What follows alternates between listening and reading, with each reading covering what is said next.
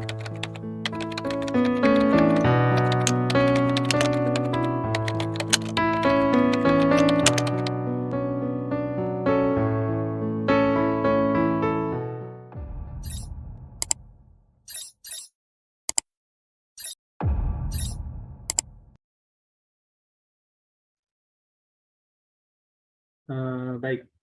Assalamualaikum warahmatullahi wabarakatuh. Waalaikumsalam warahmatullahi wabarakatuh. Waalaikumsalam warahmatullahi wabarakatuh. Selamat siang.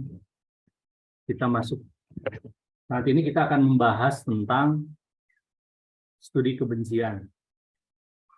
Sebagaimana sudah kita pelajari bahwa kita punya asumsi atau punya tesis bahwa kebencian sebagai akar kekerasan. Nah, di dalam teori Galtung sendiri, kebencian berada di dalam dimensi sikap. Kita masuk pada pembahasan sekarang. Sebetulnya ada apa dengan kebencian?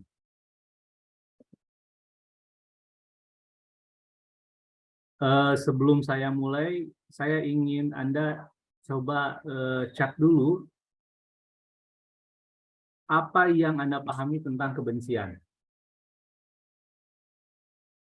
Silahkan tuliskan di chat apa yang Anda pahami tentang kebencian.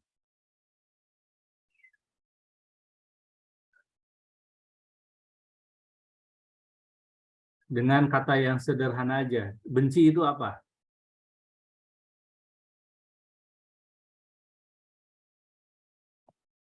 Yuk, sebelum saya bahas apa yang Anda pahami tentang kebencian. Dengan kata yang sederhana aja. Benci adalah tidak suka. Hudaiba Aldi, benci adalah tidak suka. Kebencian adalah, kata Firdaus, kebencian adalah sesuatu yang tidak ingin kita lakukan. Oke. Dua orang lagi yang merasa belum pernah berpartisipasi, menulis ataupun komentar, tapi selalu ada gitu muncul.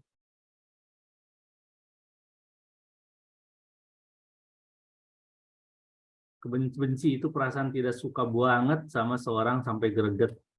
Wah, parah banget kamu yang penuh emosional gini. Oke, terima kasih. Nah, kebencian ini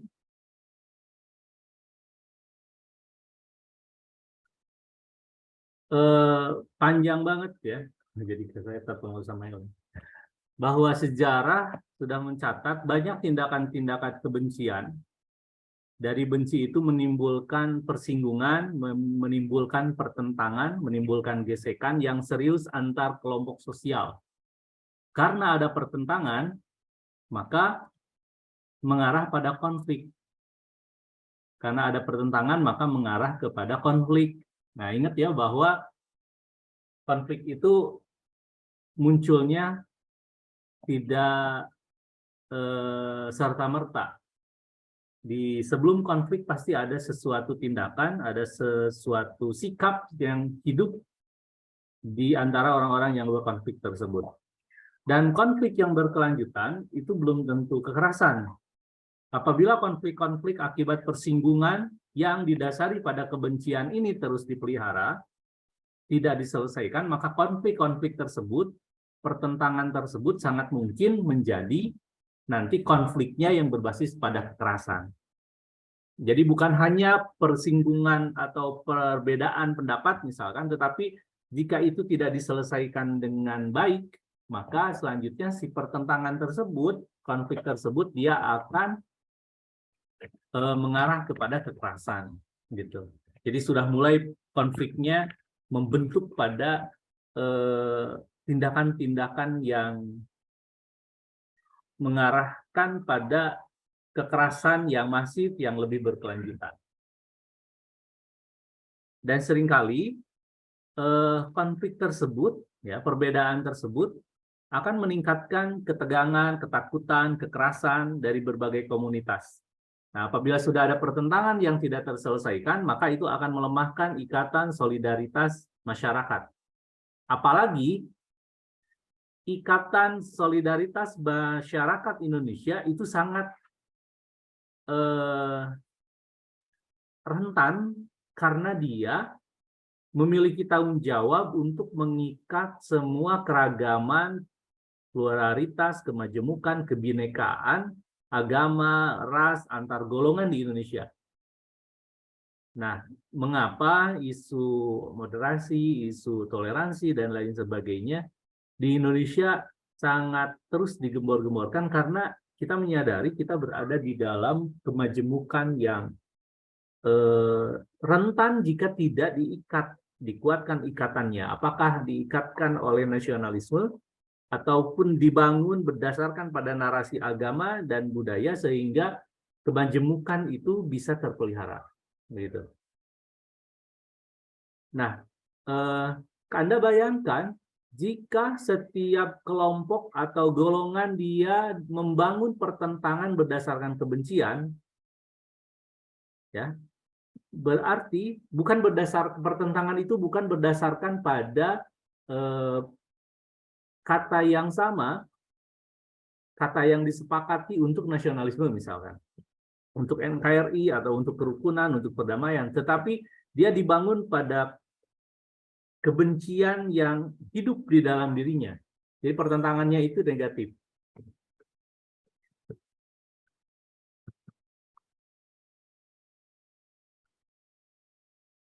Nah, ini salah satu saja bahwa di Amerika sendiri, ini berdasarkan dari penelitian 2012, insiden kebencian, insiden itu kejadian. Kejadian kebencian itu seringkali dia dipicu, dimotivasi dari prasangka. Jadi sebelum ada kebencian itu ada prasangka, dan seringkali prasangka, prejudice ini, dia bersumber atau dia mengarah kepada ras, etnis, agama, disabilitas, orientasi seksual, atau identitas gender. Nah, masalahnya insiden-insiden atau kejadian-kejadian kebencian itu memiliki implikasi yang luas. Sebab ya, kebencian itu bukan mengarah pada individunya, korbannya, tetapi kebencian itu langsung masuk ke mitranya, ke temannya, ke keluarganya, ke komunitas yang lebih luas. Bahkan baik komunitas yang lebih luas berdasarkan ras ataupun komunitas yang lebih luas berdasarkan pada etnis dan agama. Nah, itu bedanya pertentangan yang dibangun oleh kebencian. Jika Anda misalkan membangun dinamika pertentangan untuk merebut HMJ atau untuk mendapatkan sebagai presidennya HMJ misalkan. Berbeda ketika dibangun berdasarkan sesuatu yang positif, sama-sama ingin membangun SAA dan UIN, atau dia dibangun berdasarkan karena kebencian, dan kebencian itu mengarah pada golongan. Benci kepada golongan. Presiden atau calon Presma A, dia berafiliasi ke kelompok A, yang B ke kelompok B gitu. Nah, jadi bukan dibangun berdasarkan pada sesuatu yang baik, tetapi pada kebencian pada kelompoknya, sehingga bukan saja pada individunya yang dipertentangkan, tetapi ada muncul kebencian pada individu tersebut dan pada kelompoknya. Nah, itu. Sehingga ketika misalkan Anda menang, bukan dibangun atas kebersamaan lagi, tetapi atas pada dasar kelompok. Kelompok saya yang menang berarti kelompok saya yang menguasai struktur organisasi secara keseluruhan. Itu gambaran sederhananya sih. Nah, saya lanjutkan bahwa pengalaman, jadi Anda sebagai korban, Anda mengalami insiden kebencian, dan pengalaman itu memunculkan ketidakpercayaan. Ya, memunculkan ketidakpercayaan pada orang lain. Kemudian memunculkan keterasingan karena saya dibenci. Bukan hanya sekedar tidak percaya sama orang lain, kita berbicara pada korban ya. Kita berbicara pada korban. Bukan hanya bukan hanya sekedar Anda mengalami, tetapi pengalaman itu mempengaruhi Anda karena ada insiden kebencian, sehingga Anda tidak percaya kepada orang lain, Anda terasing dari kelompok yang lebih besar, dan muncul curiga karena takut terjadi lagi, kan? Takut terjadi lagi, takut mengalami lagi insiden kebencian. Sehingga ini menciptakan isolasi dan eksklusi sosial yang lebih lanjut. Jadi udah memisahkan diri gitu. Nah, ini akibat dari insiden kebencian. Jadi pengalamannya menjadi pengalaman traumatis. Nah, jika kita kaitkan dengan teori tentang kekerasan, maka pengalaman traumatis berbasis kekerasan ini akan mempengaruhi si individu, si korban ini, si victim ini, dia akan melakukan hal yang sama di tempat yang lain ketika dia memungkinkan untuk melakukan hal yang sama. Minimal ke anaknya atau minimal ke orang yang lebih lemah, gitu, kepada pihak yang lebih lemah. Sehingga siklus balas dendam itu akan terus berjalan. Mungkin Anda misalkan ya, mendapat insiden kebencian di kampus dan Anda mengalami trauma, tetapi sangat mungkin Anda melakukan hal yang sama tetapi tidak di kampus. Di keluarga misalkan, di tempat kerja nanti selanjutnya, di RT misalkan. Nah, bisa karena kita tidak selesai dengan diri kita, belum selesai dengan insiden kebencian tersebut. Begitu, ini fenomena kebencian.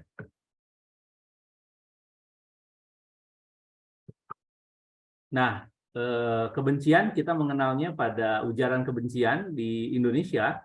Nah, saya hanya bisa sampai pada 2019, kita lihat nanti ya di 2024. Ketika Pilpres aja 2019, hoax dan ujaran kebencian itu banyak sekali. Gitu. Ada puncak tertinggi ujaran kebencian ada 5.142. Ya. Kemudian setelah pilkada menurun, ya, setelah pilkada menurun. Tetapi ketika pilpres, pilkada, maka kebencian tersebut pasti selalu meningkat. Gitu.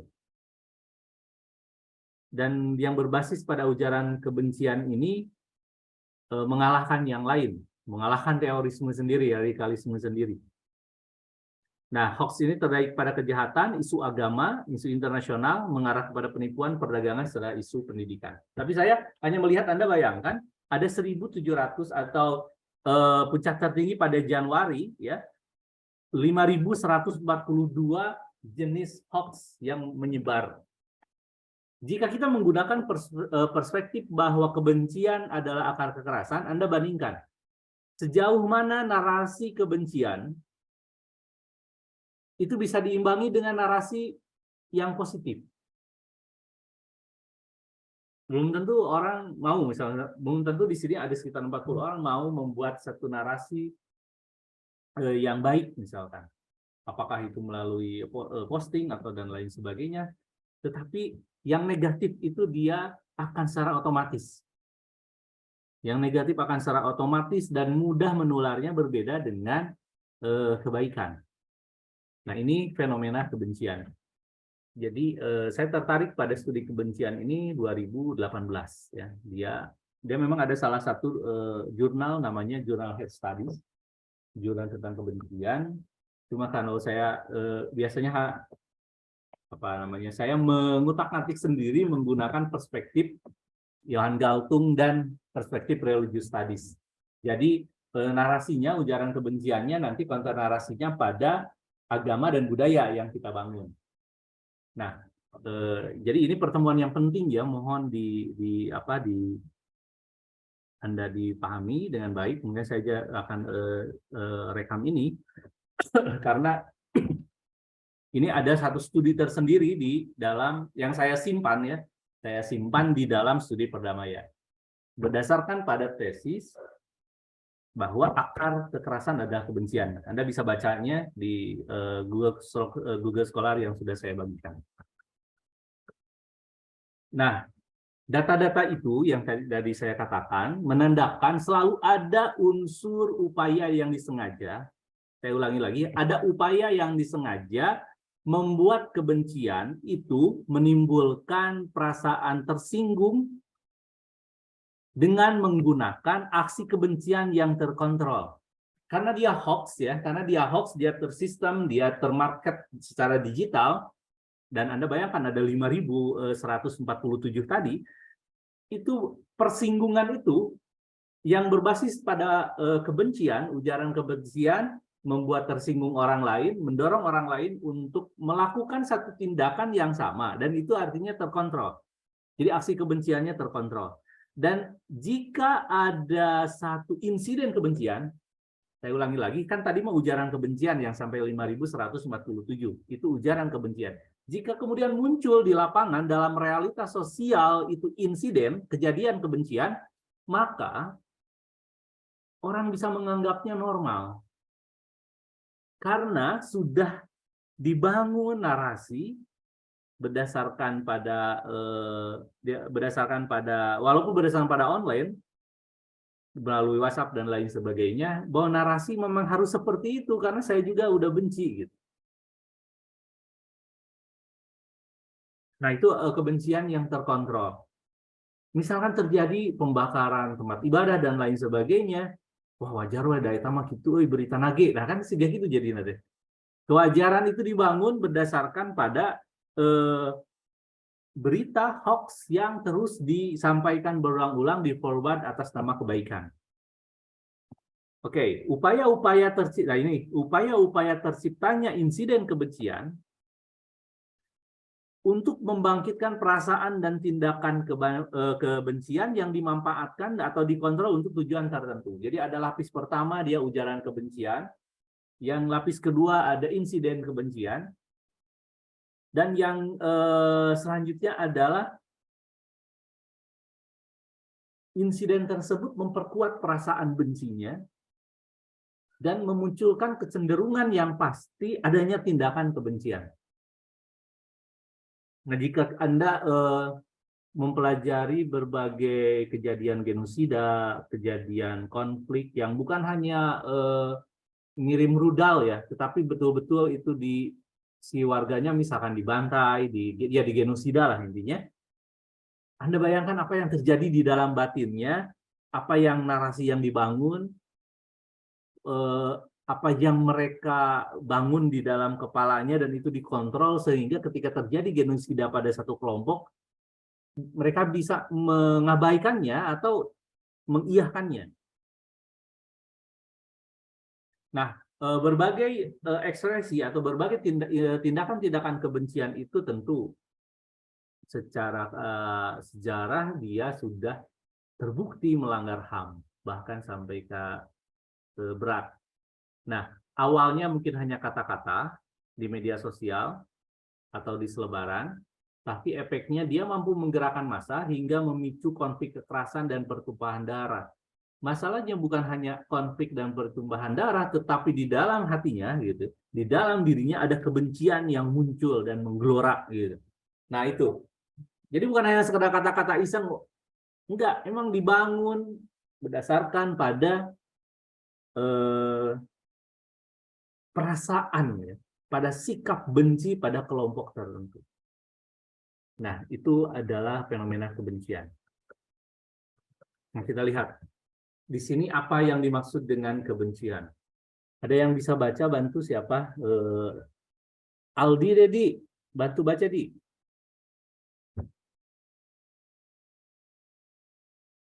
Boleh, Pak, yang pertama atau semuanya? Ya, semuanya. Apa yang dimaksud kebencian? Navarro dalam The Psychology of Hatred 2013 mengungkapkan bahwa kebencian adalah ketidaksukaan yang ekstrim dan emosional.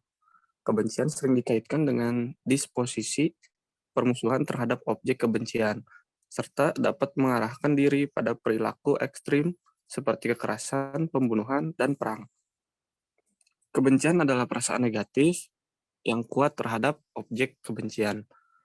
Pembenci melihat objek kebencian mereka sebagai buruk, tidak bermoral, berbahaya, atau semua ini bersama-sama.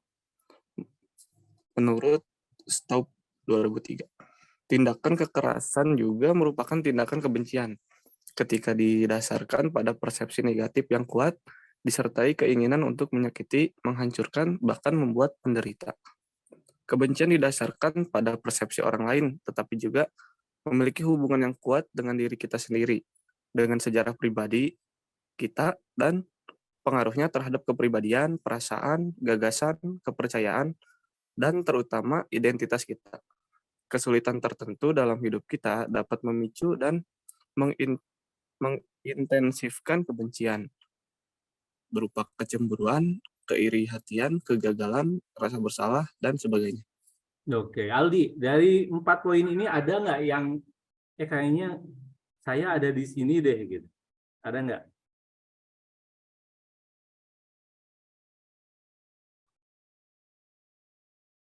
Kamu punya kebencian ya, Di?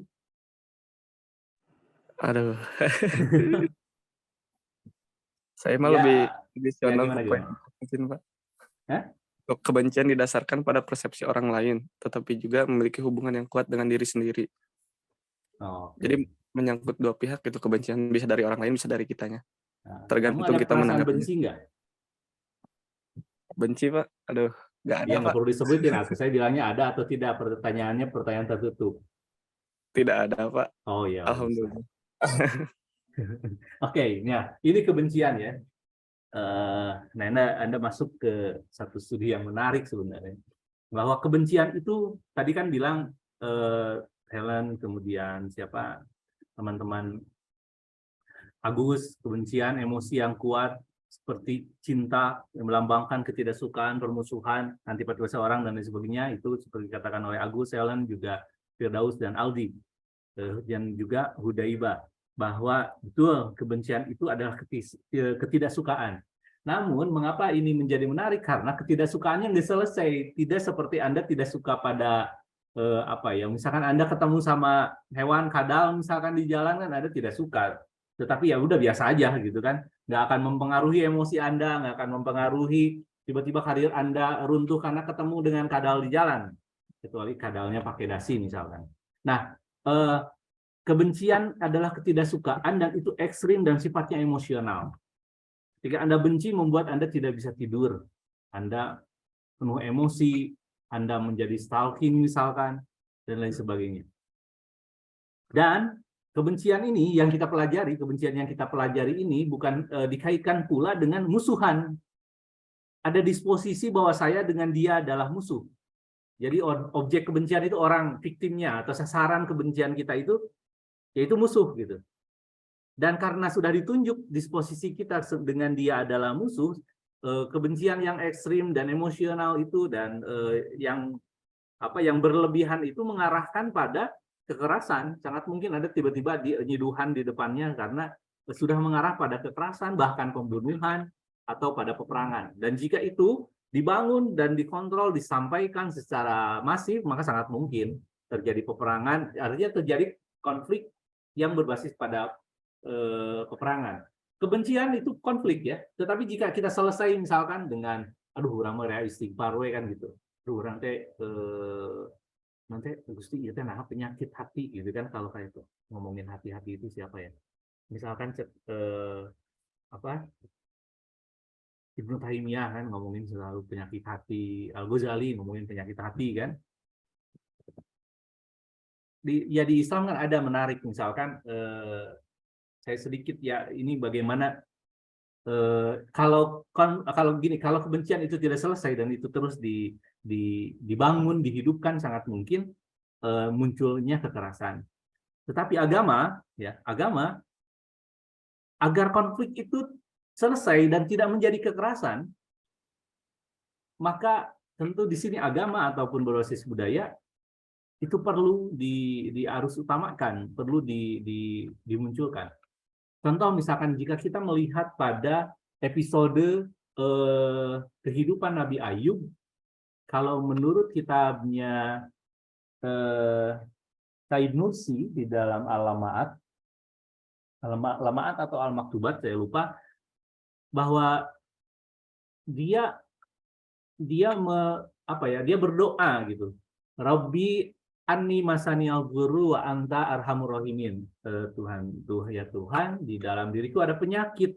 Nah, konon secara maknawi penyakit yang dimaksud itu bukan Nabi Ayub kan bernanah, ada ulat dan lain sebagainya di kulitnya, tetapi si penyakitnya itu sudah masuk ke dalam hatinya gitu, sehingga sangat mungkin dia jadi lupa kepada Tuhan, jadi pemberontakan kepada Tuhan karena tidak bisa lagi berzikir gitu. Nah, Rabbi anni masaniyal dzurru wa anta arhamur rahimin itu di dalam Quran surat Al-Anbiya 83 atau 87 itu kan untuk mengatasi konflik, mengatasi kebencian. Karena jika itu dipelihara, jika itu dipelihara menjadi akut, ada disposisi permusuhan. Dan itu terus dipelihara secara akut dan masif, ya udah jadi menyebar ke masyarakat. Nah, silakan Anda coba kenali diri sendiri jika Anda ada kebencian ya. Ya, kebencian adalah perasaan negatif yang kuat terhadap objek kebencian. Pembenci, nah, ini kalau Anda sudah menjadi pembenci, maka objek kebencian tersebut, sasaran Anda, atau disposisi Anda bahwa dia adalah musuh dan Anda benci sama orang itu, pokoknya orang itu adalah buruk, orang itu tidak bermoral, orang itu berbahaya, atau semuanya muncul secara bersamaan. Buruk, tidak bermoral, berbahaya. Pokoknya masih etama halus nawe, hingga ada devaluasi, istilahnya devaluasi, tidak ada nilainya orang tersebut. Jadi semua kebaikannya pun akan hilang. Nah, itu kebencian yang sangat akut. Nah, ada perasaan kalau benci ya, ada perasaan negatif yang kuat juga untuk menyakiti. Ada perasaan yang kuat untuk menghancurkan. Ada perasaan yang kuat untuk membuat derita kepada orang yang dibenci tersebut. Nah, kebencian didasarkan pada persepsi orang lain ya, tadi kan. Mungkin kita tidak punya pengalaman, tetapi karena itu disebar yang 5.147 itu kan disebar. Itu persepsi orang lain yang kemudian diproduksi, disebar secara terkontrol. Namun, bukan hanya masuk ke dalam kepala kebencian itu, tetapi si kebencian yang dibangun itu bisa mempengaruhi diri kita sendiri, bisa mempengaruhi kepada perasaan kita, pada gagasan kita, pada kepercayaan kita, pada identitas kita. Ya bisa karena ada disposisi tadi kan berarti sudah ada perbedaan kelompok. Kalau udah beda kelompok ada in group, out group. Kalau sudah ada kelompok luar dan kelompok dalam pasti ada simbol. Simbol kelompok. Ada organisasi kelompok dan lain sebagainya. Nah, ini adalah bagaimana kebencian itu bisa mempengaruhi. Nah, selain itu ditambah lagi ada kesulitan hidup. Misalkan ekonomi ya, ada perbedaan ekonomi, kecemburuan ekonomi, itu sangat mungkin juga menguatkan kebencian yang dibangun berdasarkan dari hoax atau yang dibangun berdasarkan dari narasi ujaran kebencian. Nah, ini bisa jadi berkaitan dengan cemburu, berkaitan dengan iri hati, berkaitan dengan gagal, berkaitan dengan rasa bersalah dan lain sebagainya. Kecemburuan ekonomi, misalnya kita membenci pada satu etnis tertentu dan dia sukses, tapi kita nggak punya pengalaman. Tiba-tiba, misalkan dalam kehidupan kita bersaing dengan etnis tersebut atau dengan agama tertentu. Anda gagal, iri hati dan lain sebagainya. Jadi semakin yang tadinya hanya sekedar Anda membaca pengetahuan, tetapi itu terbentuk semakin intensif. Hingga ketidaksukaan menjadi kuat, emosional, dan lain sebagainya. Selanjutnya adalah, yaitu devaluasi, tidak ada artinya orang itu. Mereka buruk, tidak bermoral, dan berbahaya. Nah, itu yang dimaksud dengan kebencian.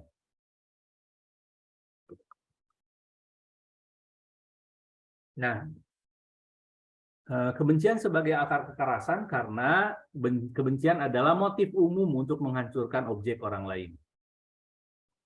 Yang kedua, kebencian adalah pengaruh agresif yang kompleks. Jadi agresif ya, dia kuat banget gitu. Yang membuat orang menjadi destruktif, orang menjadi melawan, menghancurkan, membangkang, memberontak dan lain sebagainya. Tetapi pemberontakan dan lain sebagainya tersebut berdasarkan pada kebencian yang akut. Nah, reaksi kemarahan adalah akut. Dan aspek pengetahuan dari marah, Anda marah, dapat bervariasi. Bisa jadi marah, bisa jadi enggak, gitu. Bisa jadi marah-marah tetapi enggak jelas. Kan? Namun, aspek kognitif atau aspek pengetahuan dari kebencian adalah kronis dan stabil karena dia dibangun berdasarkan dari persepsi yang kuat. Berdasarkan dari narasi yang terkontrol, apalagi persepsinya orang lain. Ini apalagi jika itu ditambah dengan pengalaman diri sendiri berdasarkan pada hal-hal yang negatif seperti cemburu, iri hati, gagal misalkan, sehingga si benci ini semakin kuat. Kalau marah bisa jadi dia nggak stabil. Kalau marah kan ada diemnya. Tapi kalau benci kan itu ada kuat di dalam diri kita, nggak perlu marah tapi kebenciannya ternyata kuat. Nah, namun sisi lainnya kebencian ini dari penelitian 2018 bahwa kebencian timbul sebagai reaksi terhadap pelanggaran yang sangat negatif oleh orang atau kelompok orang lain. Bisa jadi ada penyebab awal ya. Hal ini menjadi reaksi emosional terhadap peristiwa tertentu. Tetapi sering terjadi sebagai sentimen, emosi jangka panjang, dan menggeneralisir dari satu peristiwa kepada sifat atau karakter individu atau kelompok tertentu. Begini maksudnya. Kita benci karena ada satu pengalaman traumatis oleh orang atau satu kelompok yang sangat negatif sekali. Namun karena tidak selesai, ingat saya ulangi lagi, karena tidak selesai, maka si kebencian itu dipelihara dan menjadi reaksi emosional terhadap satu peristiwa tersebut. Jadi kalau ada peristiwa yang sama, kamu muncul benci, muncul trauma bahwa geluh gitu ya. Cuma bukan hanya sekedar benci, tetapi ini sudah masuk kepada sentimen. Artinya emosi yang jangka panjang sehingga si kita karena kebencian tersebut menggeneralisir bahwa kejadian itu ataupun apa yang terjadi pada masa lalu itu langsung ditarik kepada identitas atau sifat individu dan kelompok orang yang kita benci. Jadi di kejadian pertama tidak selesai, tetapi kejadian pertama itu menggeneralisir semua 7 turunan dari orang tersebut atau dari kelompok tersebut. Itu adalah kebencian. Gitu. Itu adalah kebencian. Misalnya Anda pernah dikhianati, bukan hanya sekedar Anda dikhianati oleh si A, tapi karena Anda sudah masuk pengaruhnya pada kebencian yang akut, Anda langsung mensifatkan bahwa orang yang seperti ini adalah pengkhianat. Dan bukan hanya sekedar orang kejadian pada kejadian pertama, tetapi langsung ke generasi kedua, ketiga, keempat, sampai ketujuh, itu sama. Karena menjadi satu sifat kelompok. Nah, itu adalah mengapa terjadi kebencian. Oke, sekarang kita masuk ke dalam tujuan utama dari kebencian. Ya, ini kebencian ini, saya ulangi, kebencian yang kita pelajari tadi. Yang akut, emosional, devaluasi, yang hingga emosi yang berkepanjangan. Gitu. Oke, saya akan minta siapa yang bersedia di sini.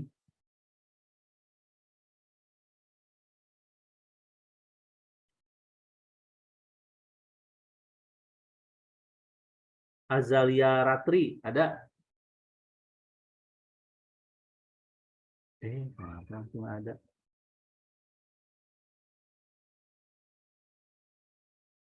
Atau ada yang mau baca nggak? Padahal baru disebut udah hilang. Saya aja, Bapak. Boleh, sok. Tujuan utama dari kebencian. Tujuan utama dari individu yang telah dikonsumsi oleh kebencian adalah untuk menghancurkan objeknya, objek spesifik dari fantasi bawah sadar dan turunan sadar dari objek ini terhadap objek sasaran, sehingga kebencian dalam bentuknya yang paling ekstrim menuntut penghapusan fisik objek seperti dalam pembunuhan misalnya, atau secara radikal mendevaluasi objek dengan bentuk tindakan penghancuran atau penghapusan yang merupakan manifestasi lain dari kebencian. Kadang-kadang sasaran penghancuran dari kebencian dapat digeneralisasikan berupa penghancuran simbolis dari sebuah objek kebencian, termasuk menghancurkan semua hubungan dengan orang lain yang dianggap signifikan terkait dengan objek kebencian. Sudah, Bapak. Oke, terima kasih. Oke, nah kalau Anda benci, di dalam perspektif studi kebencian yang saya katakan tadi, akut dan lain sebagainya, ketidaksukaan yang ekstrim, ada tujuan. Ya. Jika itu Anda bangun dengan baik, pelihara kebencian itu dengan baik, pasti ada tujuan. Nah, sejauh dalam penemuan studi kebencian, karena kita benci kepada seseorang, sebetulnya kita membangun objek tersebut, objek yang dibenci tersebut dalam fantasi bawah sadar kita. Jadi di dalam pikiran kita, di dalam imajinasi kita, objek itu seakan-akan hidup. Membenci Anda, membicarakan Anda, ngebelelan mungkin. Jadi di dalam kepala Anda itu, di dalam imajinasi itu, dia itu hidup dan nyata. Karena Anda benci kan, orang benci selalu ingat biasanya. Dan si fantasi bawah sadar itu mempengaruhi alam nyata gitu. Mempengaruhi kesadaran Anda. Nah, karena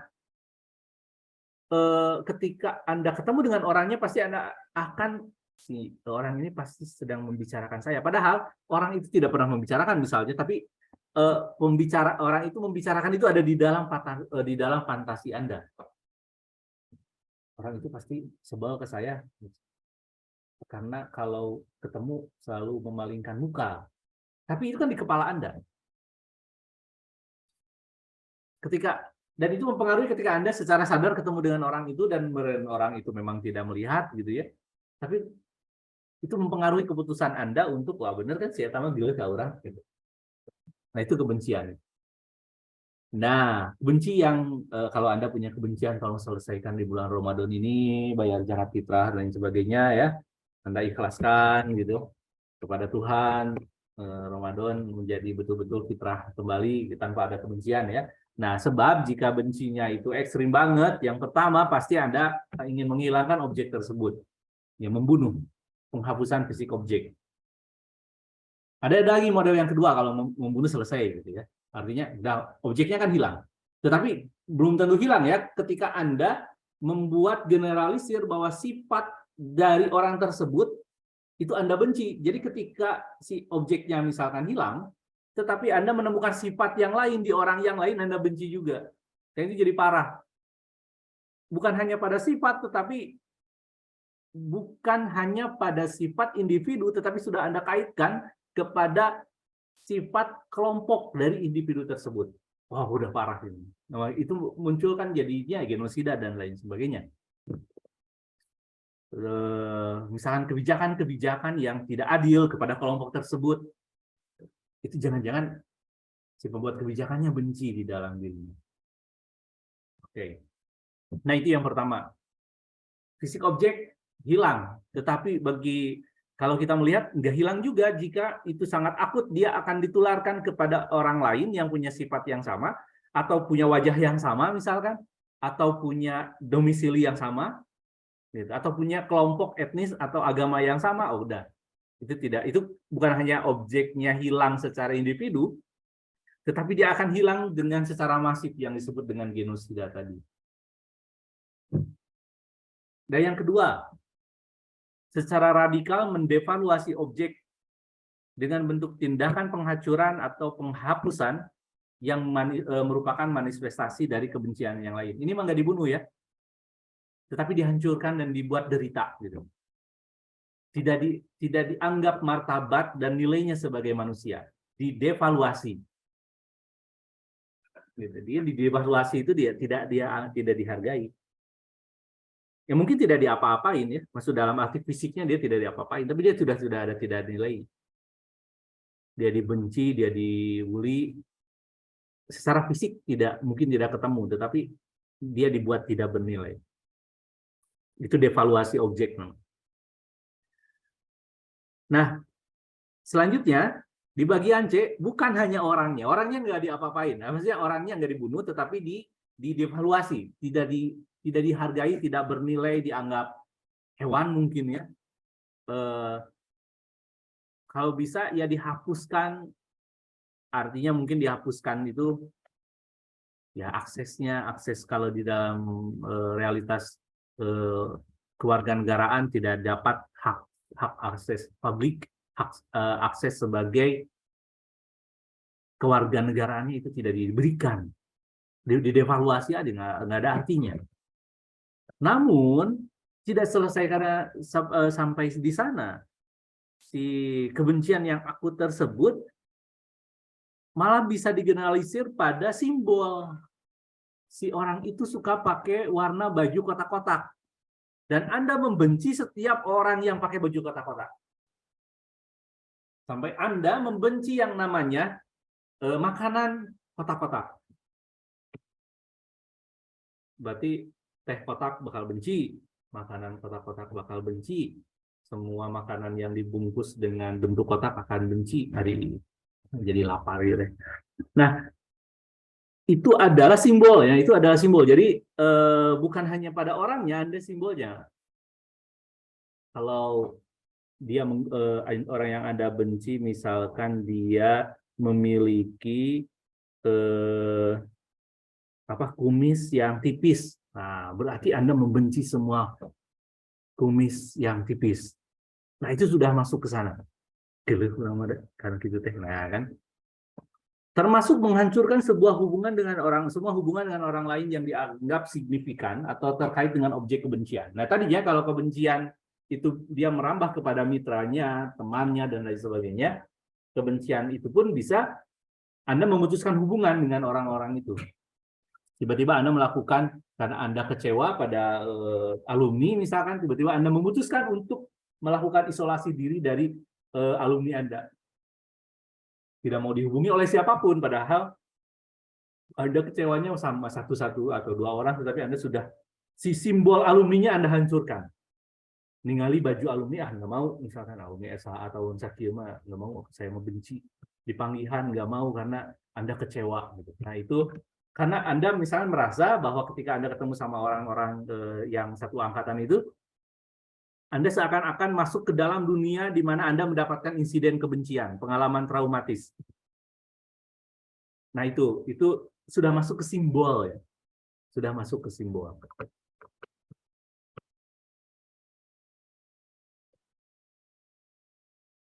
Nah, berdasarkan tingkat kebencian tertentu, kebencian dapat masuk ke dalam kecenderungan. Ini udah masuk lagi kan tadi ke simbol, sekarang ke kecenderungan sadis. Kan yang paling atas mau dibunuh ya. Yang paling dua orangnya tetap hidup tetapi didevaluasi, tidak ada nilai dan martabatnya sebagai manusia. Yang ketiga, bukan hanya sekedar tidak ada martabatnya tetapi simbolnya, bajunya, motornya yang sering dipakai, bahkan sekolahnya, alma maternya terus berkembang gitu. Bukan hanya sampai sana, Anda kemudian memutuskan mengisolasi diri dari semua orang yang ada kaitannya dengan dia. Nah ini bukan hanya sekedar itu, ada lagi jenis-jenis tujuan utama dari kebencian. Bisa lebih parah lagi, yaitu tingkat sadisme, yaitu Anda menginginkan objek yang dibenci itu hidup, tetapi Anda senang dia menderita, ya. Anda senang objek kebencian itu menderita, dan Anda memiliki rasa nikmat yang luar biasa jika, ini saya ulangi lagi ya, saya highlight ya yang namanya sadisme ini. bahwa Anda memiliki kenikmatan yang sangat mendalam dan luar biasa apabila orang yang Anda benci itu menderita.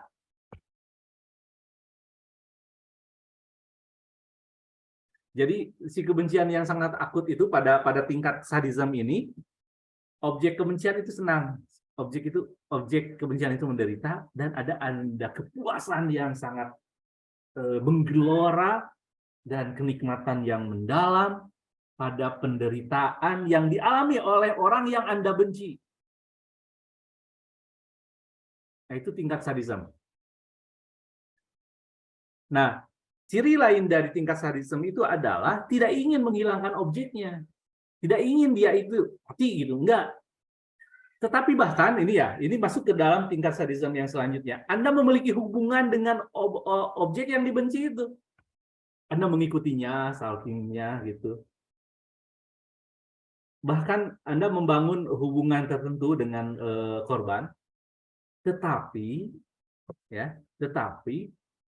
hubungan yang dibangun, keingintahuan yang dibangun, curiosity yang ingin Anda bangun terhadap objek kebencian itu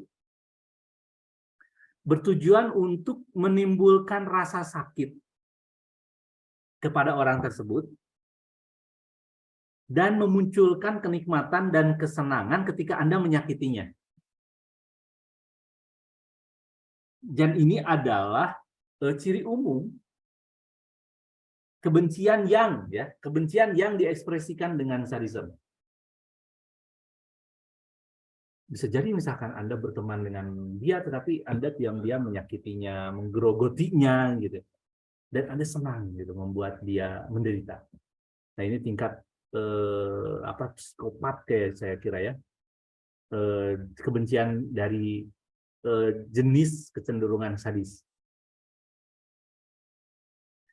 Nah, masalahnya gini. Bisa jadi Anda memiliki hubungannya bukan dengan orang yang pernah melakukan kebencian terhadap Anda. Tetapi Anda sudah melakukan simbol, melakukan kebencian terhadap simbol. Jadi, contoh misalkan Anda kecewa kepada oknum A pada etnis A. Dan Anda benci, tapi Anda membangun hubungan bukan dengan oknum A, tetapi dengan orang yang ada di etnis tersebut yang memiliki kesamaan dengan objek sasaran Anda pada awal karena ada simbol, dan Anda memunculkan ekspresi kebencian sebagai balas dendam kepada orang yang berbeda, tetapi pada tingkat kebencian yang sama. Jadi bukan orangnya nggak tahu apa-apa, tetapi ketika Anda melakukan hubungan dengan orang tersebut, menginginkan orang itu menderita, padahal dia tidak punya sebutlah dosa warisan misalkan, dosa karena itu dianggap dosa karena ada sejarah, tetapi Anda buat dia itu menderita. Nah, itu tingkat sadisme. Jadi Anda senang membuat dan memiliki kenikmatan yang luar biasa jika orang tersebut menderita, padahal nggak ada hubungannya. Hanya kebetulan Anda karena persepsi tadi ya, karena kognitif tadi yang stabil dan kronis, ya wajarlah dari si etama dari kelompok A. Begitu G, misalnya Anda dendam. Nah, itu kalau berdasarkan etnis. Bisa jadi kalau yang tingkat psikopat kan, misalkan dia punya pengalaman traumatis sama, kalau laki-laki ya, banyak ibunya misalkan. Lalu dia membenci pada ibunya. Cuma parahnya kan, yang parahnya adalah dia ingin balas dendam, dia mencari perempuan untuk dinikahi dengan yang mirip-mirip ibunya, misalnya ibunya berambut coklat, tingginya sekian, dia menginginkan yang sosok seperti itu, tetapi dia ingin dibuat derita gitu. Jadi tidak pada objeknya langsung, tetapi dia punya simbol yang itu ya dia benci, dan dia temukan misalkan dari perempuan di tahun selanjutnya, dan Anda dan laki-laki itu menikahinya, lalu membuat dia menjalin hubungan tetapi dibuat derita. Itu sebagai bentuk ekspresi kebencian Anda pada trauma yang lalu, dan korbannya tidak ada hubungannya. Nah, itu pada tingkat sadisme. Dan jenisnya mungkin psikopat, tapi saya tidak mempelajari psikopat. Saya hanya melihat penelitian ini memang berdasarkan pada analisis psikoanalisis ya. Karena dia kan bersifat kejiwaan. Jadi karena studi kebencian itu sifatnya interdisipliner, ada dari pendekatan sosiologi, pendekatan agama, pendekatan psikologi, pendekatan psikoanalisis, dan lain sebagainya. Jadi saya merangkumnya menjadi satu urutan.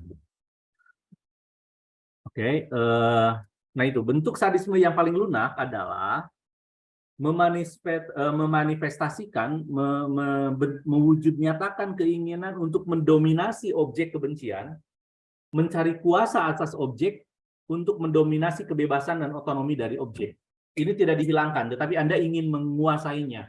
Will to power-nya itu berdasarkan pada kebencian agar Anda bisa mendominasi orang yang Anda benci tersebut. Mendominasi kebebasannya, mungkin memperbudaknya, dan orang objek tersebut yang dia punya otonomi, dia punya potensi, Anda kuasai. Jadi dalam tanda kutip jadi budak Anda gitu. Nah, ini kebencian yang dari tingkat sadisme. Saya kira genosidanya salah satunya misalkan mengapa genosidanya yang Nazi yang apa namanya yang Yahudi itu kan itu sangat kuat ya, sangat sadis gitu. Tidak dibunuh semua tetapi memang dibuat derita aja. Dan banyak saya kira yang Rohingya saya kira seperti itu. Kan tidak dikejar-kejar kan kayak kita ngejar hewan buruan kan didevaluasi. Ya untung kalau langsung dihilangkan nyawanya, tapi kan ini ingin diperbudak, ingin dikuasai.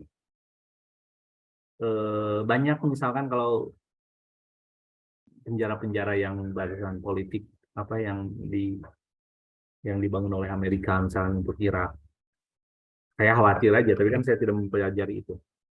Tapi kira-kira itulah ketika ada satu dominasi yang dibangun berdasarkan pada kebencian, dia ditangkap dan si penangkapan ini pada satu sistem, bukan pada kejahatan, bukan pada satu hukum yang jelas, tetapi kepada hukum kebencian, kira-kira gitu. Itu kan tidak dihilangkan, itu betul-betul didevaluasi aja, disiksa dan lain sebagainya. Kalau Anda baca sejarah Vietnam, saya kira seperti itu kan di kamera merah atau apa ya, Anda bisa cek deh banyak. Saya lupa apakah di Vietnam atau di Filipina. Tapi kan orang itu kemudian didevaluasi. Banyak kejadian-kejadian seperti itu, dan itu munculnya karena salah satunya adalah kebencian.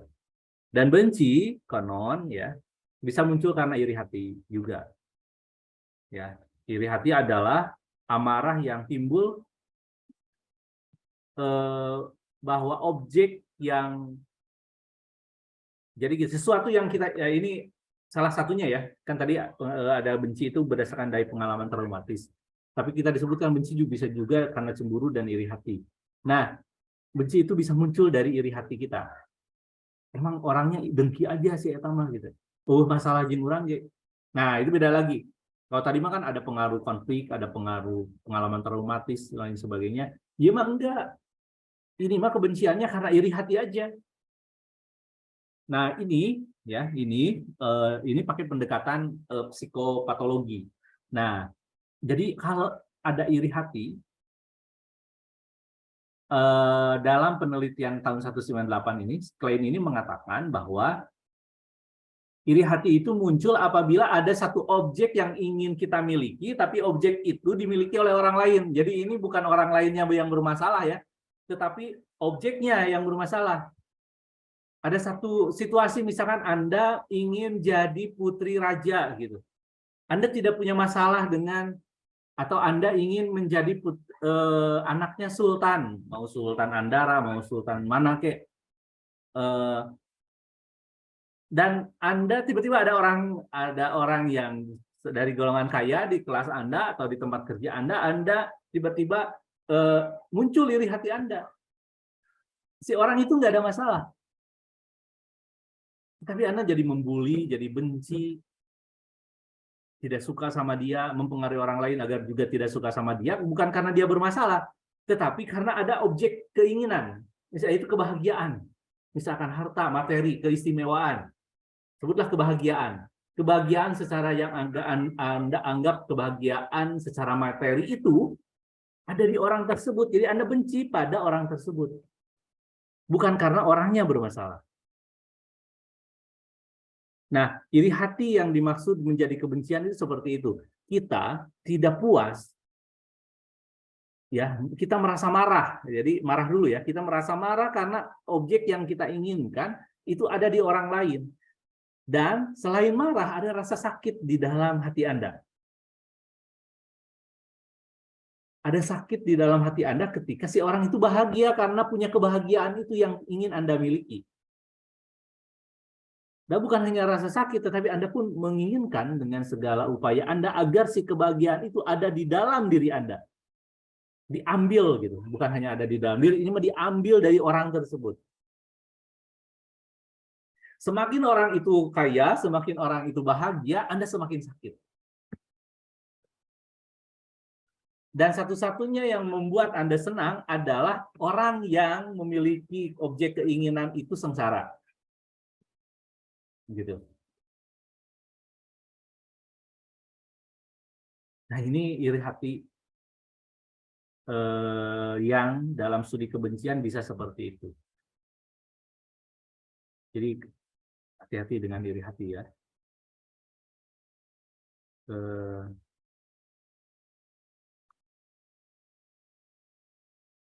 Memang ya sebutlah memang parah gitu. Nah ini kaitannya dengan jika kita kaitkan, Anda bayangkan jika ini kan sama perorangan, tetapi jika itu sudah banyak kan akan repot banget. Gitu. Nah ini adalah tentang kebencian. Oke, selanjutnya saya hanya waktu sampai setengah 12.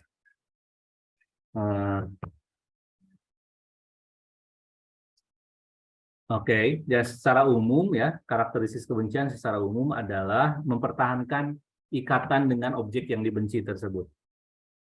Individu, saya bantu baca deh. Udah mulai kering nih. Siapa ya? Tadi perempuan Rezaldin. Din, ayat tuh.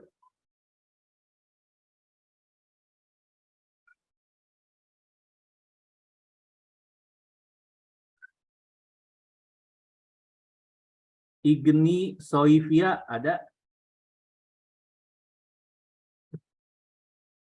Halo Igni.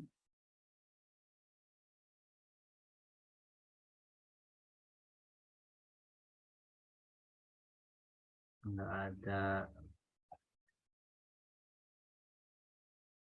Dina Husnia. Halo Din.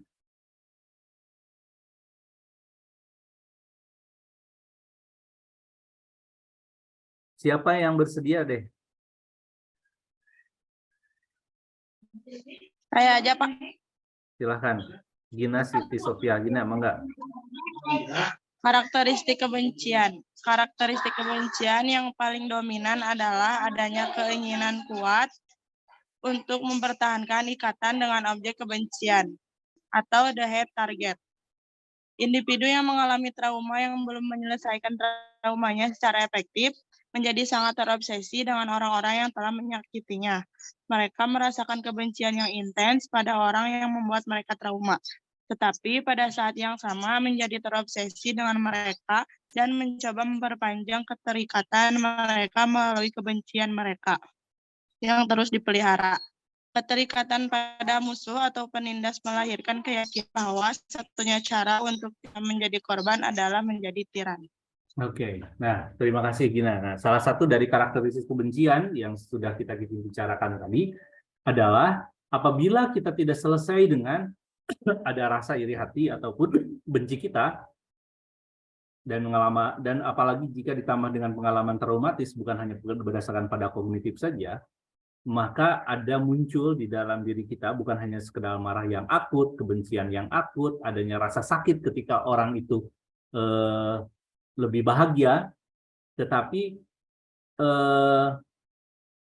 kita punya obsesi untuk mengetahui, untuk tetap mengetahui, tetap terjalin hubungan. Hubungan itu bukan dalam arti harus ketemu aja, maksudnya untuk terus mencari info, misalkan salah satunya dengan orang yang telah menyakitinya. Artinya jika dia punya pengalaman traumatis, dia ingin tahu. Mereka ada perasaan, apabila kebencian berdasarkan pada pengalaman traumatis, maka di dalam dirinya muncul kebencian yang intens. Kebencian itulah yang membuat mereka trauma.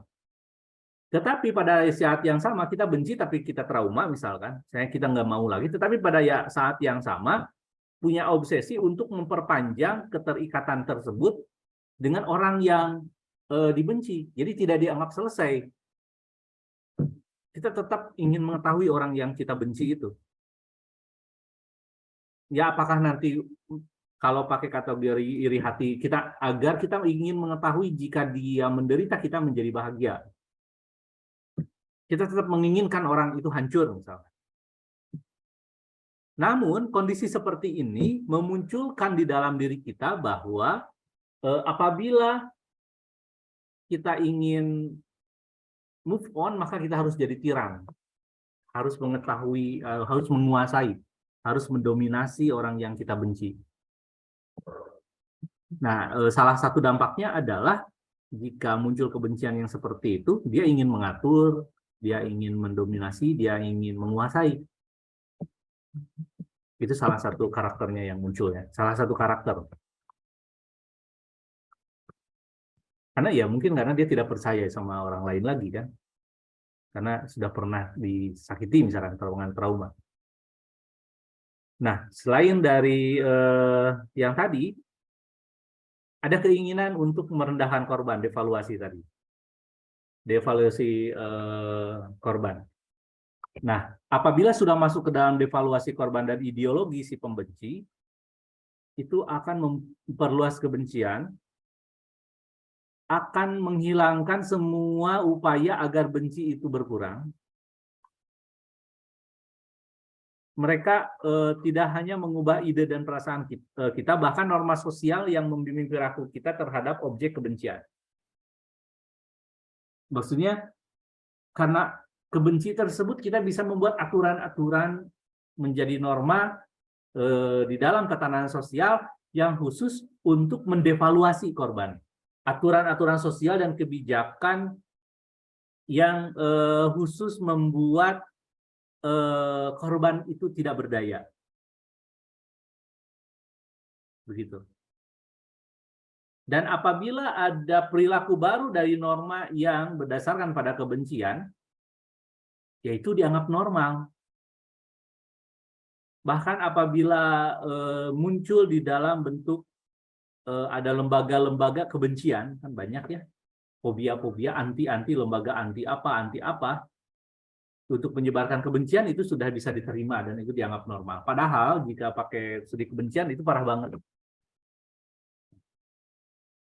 Nah, ini karakteristik yang lain dari kebencian. Akhirnya apabila bersumber pada kebencian, objek kebencian kehilangan semua pertimbangan moral dan kemanusiaannya di mata si pembenci. Ya udah pokoknya Anda benci ke satu A, udah pokoknya kebaikannya akan hilang malah tidak dianggap. Ketika kebencian semakin meningkat, maka sangat mudah bagi pihak fanatik tertentu merasa wajib untuk menyingkirkan orang atau kelompok objek kebencian. Jadi bukan hanya sekedar kita yang membenci, tetapi karena kita membangun narasi yang kuat untuk membenci satu kelompok tertentu, apalagi sudah menjadi norma, apalagi sudah menjadi perilaku baru yang menghalalkan kebencian tersebut pada orang tertentu, lalu tiba-tiba ada kelompok lain yang bukan kelompok kita sebenarnya, tetapi akhirnya si kelompok tersebut mendevaluasi, menggenosida misalkan, atau membunuh kelompok yang kita benci. Ya kita menjadi bahagia gitu. Kita menjadi oke deh, teman-teman, musuh saya sudah hilang, walaupun bukan oleh kita. Nah itu salah satu karakteristik dari kebencian. Menyingkirkan individu atau kelompok berarti menimbulkan kerusakan besar, pengerusakan fisik atau pembunuhan yang ekstrim. Dan ini seringkali terjadi ketika berada dalam situasi kebencian yang hebat dan masif. Pada akhirnya menghasilkan satu bentuk pembalikan kode moral, yaitu membunuh orang atau kelompok yang dibenci adalah hak dan halal misalkan. Nah itu kebencian. Karena kita tadi sudah masuk ke dalam, karena tujuan karakteristik lain dari kebencian adalah ingin mendevaluasi korban dan membuat ideologi si pembenci. Jadi si kebencian kita itu sudah menjadi ideologi, sudah menjadi satu doktrin, lalu doktrin itu diturunkan menjadi norma. Norma itu kemudian menjadi tindakan-tindakan, karena kan norma namanya, norma menjadi dasar pada tindakan, tapi dasar norma itu menjadi tindakan-tindakan yang boleh melahirkan kebencian, dan itu dianggap biasa. Ya selanjutnya gitu.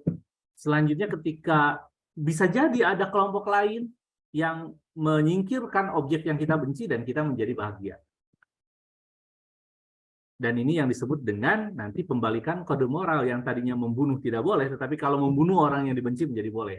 Nah ini pembalikan kode moral. Nah, proses kebencian di atas, nanti Anda lihat dari awal, itu yang disebut dengan individu itu jatuh ke dalam perangkat kebencian. Ya. Si individu itu masuk ke dalam perangkap kebencian. Jadi, jebakan kebencian ini menjadi semakin kuat apabila Anda merasa masuk ke dalam jebakan kebencian, maka keterikatan Anda dengan orang yang Anda anggap musuh itu semakin kuat. Jebakan kebencian itu seperti itu. Tidak let it go aja gitu. Selesai, memaafkan, diserahkan kepada Tuhan gitu. Udah selesai, enggak. Anda muncul keinginan untuk tetap mengikuti, tetap mengupdate, melihat dia semakin menderita kita senang dan lain sebagainya. Nah, ini ada salah satu kata yang sangat menarik. Ketika kita membenci orang lain, kita sebenarnya membenci citra imajinasi dari orang yang kita benci, dan itu masuk ke dalam diri kita. Jadi Anda memantas-mantas di dalam diri Anda membuat mereka-reka di dalam imajinasi Anda, apapun tindakan, sikap, apa yang dia gunakan, apa yang dia pakai, dan lain sebagainya, dan itu masuk ke dalam imajinasi Anda. Musuh Anda itu masuk ke Anda, bikin menakutkan di dalam diri Anda. Sehingga itu mengganggu Anda, membuat Anda semakin emosional, membuat Anda semakin tidak suka, membuat Anda menjadi mual, dan lain sebagainya. Kata si Hermann Hesse mengatakan, sesuatu yang tidak ada di dalam diri kita ya tidak dapat membuat kita marah. Yang membuat kita marah karena ada sesuatu di dalam diri kita. Kita hanya bisa memberikan apa yang kita miliki, kan gitu. Kalau kita tidak memiliki, apa yang kita bisa berikan?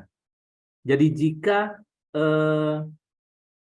membenci orang lain, itu pada dasarnya kita mengambil orang yang kita benci itu ke dalam diri kita.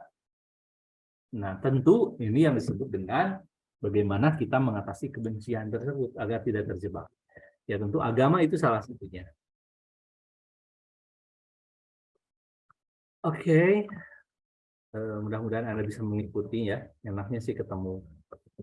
Nantilah setelah UTS kita akan ada khusus ketemu dan menguras kembali apa yang mungkin Anda tidak pahami. Oke, saya akan percepat aja. Pertama, yang kita bicarakan tadi, apabila itu sudah menyebar, maka ada yang disebut dengan warisan kebencian. Karena manusia ini, menurut Meitner 2012, bahwa manusia bisa mempelajari atau manusia bisa meniru kebencian, sebagaimana anak meniru orang tua. Maka karena prosesnya meniru, sangat mungkin balas dendam itu menjadi semacam warisan kebencian. Kebencian itu ditiru gitu, berdasarkan dari norma, pengasuhan, dan lain sebagainya. Konflik pertama atau pengalaman traumatis yang pertama itu dilanggengkan, dipelihara melalui kebencian dan ketakutan terhadap orang lain. Jadi kita membuat di dalam kelompok kita bahwa kelompok itu menakutkan. Jadi kita harus hati-hati dan waspada.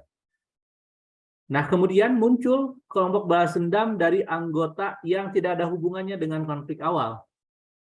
Yang berkonflik misalkan tahun 1970, tiba-tiba ada balas dendam di tahun 2000. Itu karena dia dipelihara. Kejadian itu terus dipelihara. Namun mereka tetap melanjutkan permusuhan kepada yang lain yang telah ditunjuk atau disposisi bahwa itu adalah musuh. Dan itu dari pendahulunya. Nah, ini disebut dengan in-group, out-group. Saya bilang tadi bahwa in-group, out-group pasti ada simbol dan lain sebagainya. Udah deh. Ini sudah menjadi antar kelompok. Mungkin peperangan suku salah satunya. Yang paling primordial mungkin ya. Peperangan suku. Tapi kan kesininya bisa antar kelompok mazhab dan lain sebagainya. Antar agama. Itu bisa terjadi. Dan itu kebencian itu diwariskan. Kalau Anda ingat kembali pada segitiganya Galtung, warisan kebencian ini disimpan biasanya di dalam budaya, diwariskan di dalam budaya kekerasan. Jadi si kebencian itu masuk ke dalam budaya, menjadi norma dan lain sebagainya. Itu terus dipelihara dan tidak selesai.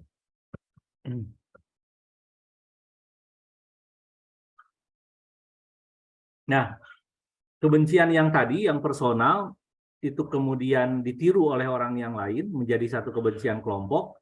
Tetapi ketika sudah menjadi kelompok, itu terjadi proses identitas dan solidaritas. Ini kelompok saya, itu kelompok mereka, kelompok luar, out group. Jika kelompok saya harus pakai baju ini warnanya ya, kalau kelompok itu, karena kelompok itu menggunakan baju sana warnanya. Nah, muncullah identitas. Lalu kemudian solidaritas muncul. Norma kelompok kita harus seperti ini. Kalau ada apa-apa dengan, misalkan ada kejadian dengan kelompok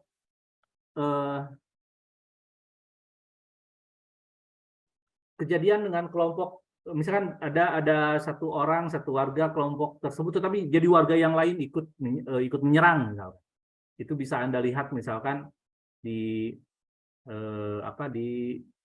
kejadian-kejadian misalkan persepak bolaan, itu kan bisa kayak gitu. Klub ya, antar klub, Anda bahkan bisa melihat ini di dalam antar klub. Karena sudah muncul identitasnya kan, identitas yel-yel, ritual dalam arti ada pertemuan yang khusus dan lain sebagainya, lalu ada solidaritas. Dan nggak tahu mungkin masalahnya mungkin tahun berapa pada pertandingan tahun berapa, tapi itu dimunculkan pada tahun 2023 misalnya. Dan ini yang disebut dengan mobilizing hate, jadi dimobilisasi kebencian itu diwariskan. Si mobilizing ini dari tadinya kebencian perorangan menjadi kelompok.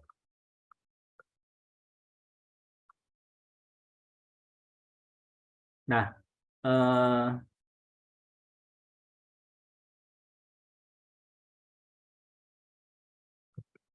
saya akan percepat sedikit. Nah, ini oke, sedikit lagi ya. Bahwa mengapa kok bisa terjadi warisan kebencian seperti itu? Yang pertama, karena apabila sudah di dalam satu kelompok, maka proses meniru menjadi semakin cepat. Karena proses meniru menjadi semakin cepat di dalam satu kelompok, sehingga ada tindakan yang sama, tindakan karakter yang sama. Dan akan muncul satu solidaritas kelompok, sehingga tindakan kebencian bisa terorganisir. Warisan-warisan kebencian bisa terorganisir dengan cara efektif. Yang kedua, bukan karena adanya interaksi solidaritas antar kelompok yang memunculkan peniruan. Yang kedua adalah adanya stereotype diri. Artinya memastikan ke dalam kelompok tersebut norma apa yang menjadi kelompok kita, nilai apa menjadi kelompok kita, apa yang menjadi ciri khas kelompok kita, seragam apa warna kita, kebiasaan kita harus seperti ini. Dan karena dia hidup di dalam satu kelompok, si norma, kebiasaan, nilai, simbol, dan lain sebagainya sangat mudah ditiru juga. Jadi bukan hanya tentang tindakan yang ditiru, tetapi mulai pada norma, nilai, kelompok, simbol, itu pun bisa ditiru.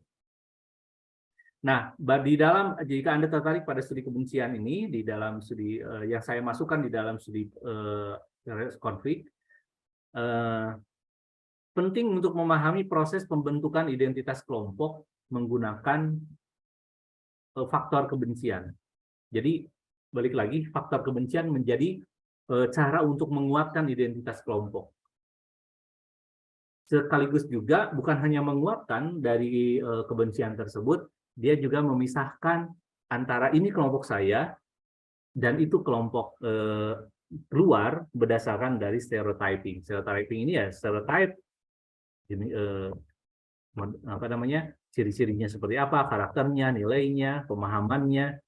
Kalau kelompok kita nggak mungkin deh, kamu bukan apa namanya circle kita deh. Kalau circle kita kan biasanya parfumnya warna hijau gitu. Nah, kamu merah itu kelompok itu. Nah, itu stereotypingnya. Nah, itu kelompok kebencian. Nah, identitas sosial ada dasar penting dari kekuatan sosial. Jadi membuat identitas itu sangat penting agar si kelompok tersebut memiliki kekuatan secara sosial, memiliki ikatan. Jika sudah melakukan ikatan yang kuat, maka sangat mungkin terjadi mobilisasi sumber daya.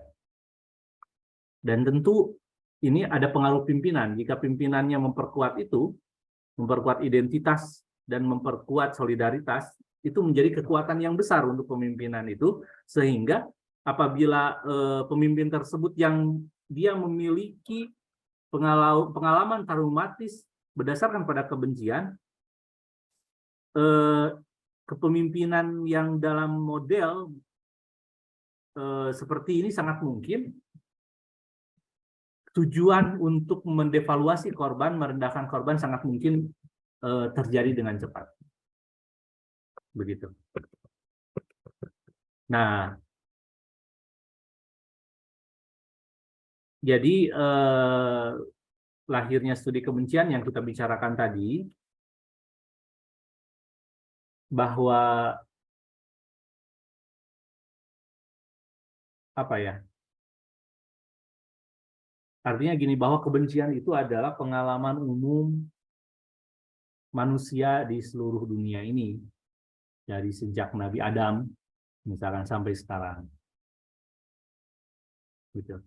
Dan bukan hanya sekedar personal, tetapi itu bisa dibangun menjadi kelompok-kelompok. Pemahaman sempit terhadap kebencian apabila itu ditarik pada ranah konflik, itu sangat berbahaya. Kita perlu melihat apakah kebijakan-kebijakan, tindakan, atau apapun ada kebenciannya di sana. Jangan-jangan ada kebencian. Nah, itu kebencian itu yang dipelajari karena dia akan memungkinkan jika itu dimiliki oleh satu pimpinan sangat mungkin menjadi norma, dan norma itu akan melegitimasi tindakan-tindakan kebencian. Sehingga ada pembalikan kode moral di mana merendahkan korban yang dibenci itu nggak apa-apa gitu. Bagaimana tadi katakan, ya jadi membunuh orang yang dibenci itu adalah hak, itu adalah halal. Jadi ada pembalikan kode moral. Nah, ini dari perspektif studi kebencian yang kita ambil berdasarkan pada bidang resolusi konflik. Seperti itu. Nah, ya tentu saya ingin kaitkan ini dengan studi Anda sebagai studi agama-agama, bahwa karena religious studies sifatnya interdisipliner, maka sangat mungkin ya studi kebencian ini bisa kita pelajari sebagai seorang studi agama dengan menciptakan perdamaian melalui bagaimana kita mengatasi kebencian, apalagi jika kebenciannya itu berdasarkan pada legitimasi agama dan budaya. Karena satu sisi ini Cewat Sata Anand, dia dari saya perlu lupa ya, Thailand gitu.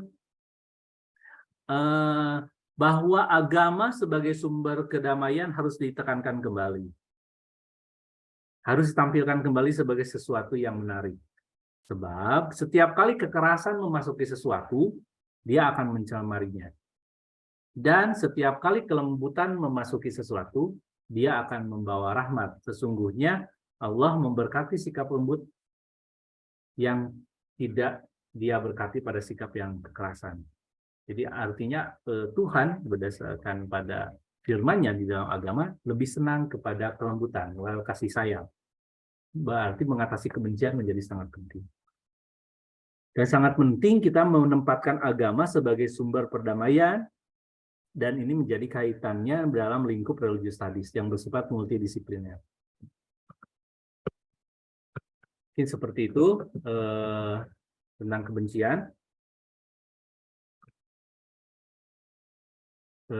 Mudah-mudahan pemahaman ini bisa membangun kita untuk memiliki perhatian kepada kekerasan yang terjadi atau konflik yang berbasis kekerasan yang terjadi atau ada ketidakadilan di dalam peraturan, di dalam kebijakan. Kita bisa melihat dimensi sikap, dimensi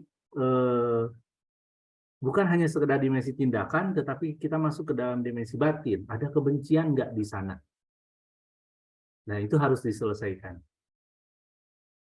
Mungkin seperti itu. Terima kasih untuk teman-teman semua. Dalam proses ini, mudah-mudahan studi kebencian ini membuat Anda tertarik dan bisa Anda coba cari, ada nggak di agama cara-cara, potensi-potensi yang bisa mengatasi kebencian. Ini menjadi salah satu penelitian Anda yang sangat menarik. Semua referensi tentang studi kebencian sudah saya share di Google Scholar. Anda bisa ikuti, dan sebagaimana yang sudah disampaikan, lebih baik Anda mengecek ke dalam Halakoh Damai, biar Anda punya arah, punya struktur yang jelas kaitannya dengan penelitian agama dan resolusi konflik ini. Termasuk juga salah satunya di kita highlight, yaitu tentang kebencian. Begitu, terima kasih semuanya. Silakan apabila ada pertanyaan. Mungkin 10 menit.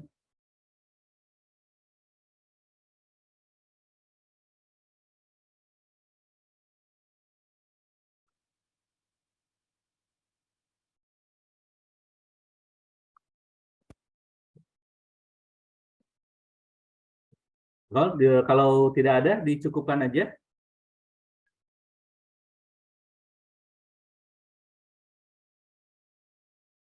Oke, kalau begitu saya cukupkan saja ya.